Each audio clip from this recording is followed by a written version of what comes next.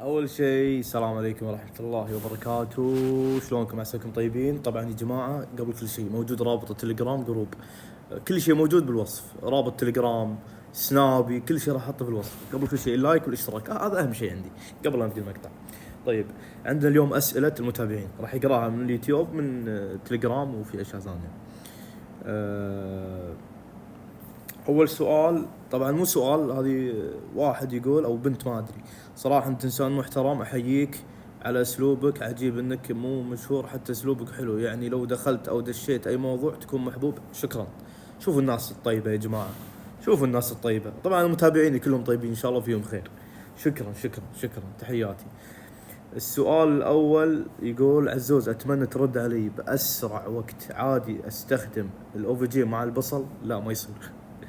شلون مينوكسيديل مع بصل؟ انت راح تبكي بشرتك.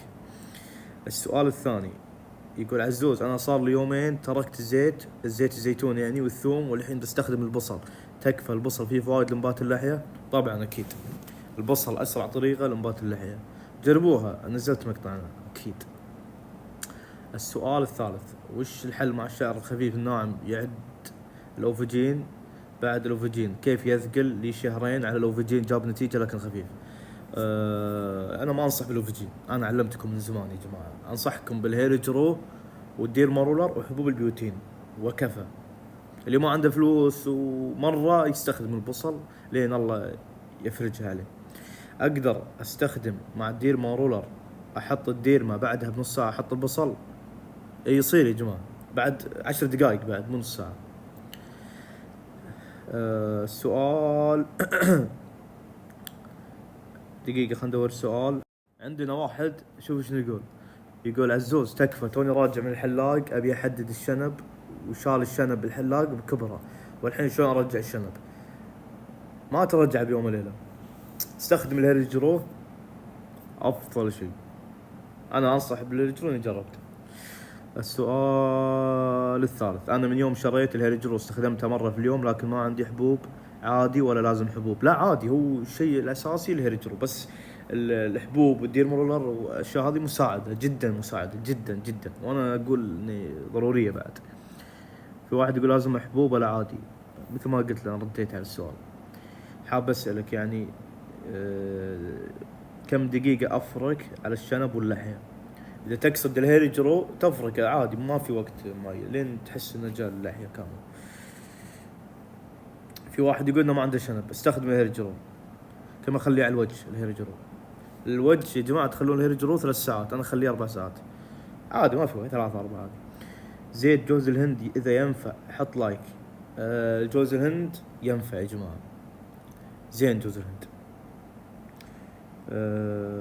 عندنا اللي عنده سؤال يكتب عشان راح، اذا تبون مقطع اسئله اكتبوا لي بالتعليقات. عندنا السؤال يقول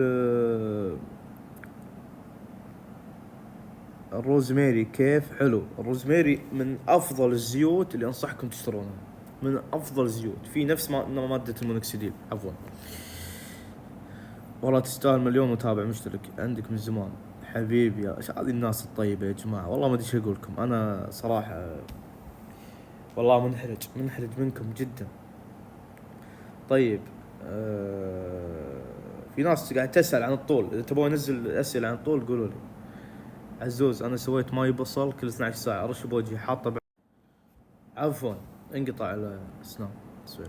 يقول عزوز انا سويت ماي بصل 12 ساعه ارش بوجهي حاطه بعلبه عطر، ملاحظ طلعت شرتين باللحيه والشنب، يعني نفع معه هذا البصل. حلو، الله يوفقك حبيبي. ففي اسئله واجد يا جماعه، انا رديت على اغلب الاسئله، يعني اذا تبون انزل مقطع بعد ما عندي مشكله. الله يبيض وجهك حبيبي. عزوز ما شاء الله. دقيقة عزوز حبيبي، إذا تبوني أنزل مقطع عن نفسي يعني أشرح أنا قطعت المينوكسيديل متى قطعته متى كذي، هل أنا قطعت كذي، يعني إذا تبوني اكتبوا لي بالتعليقات، لا حد يستحي، شكو يستحوا ما له شغل. أخي هل كنت تستخدم مينوكسيديل للحية؟ يا جماعة في واحد يسأل إذا تركت المينوكسيديل راح تساقط ولا لا؟ لا ما راح تساقط إن شاء الله، بعد تركك له تدريجيا. اذا تركته تدريجيا ما راح يتصاعد. هذا السؤال يتكرر مره، لا تتركه فجاه كذي. هذا مشكله نفسي، انا اقول لكم الصدق.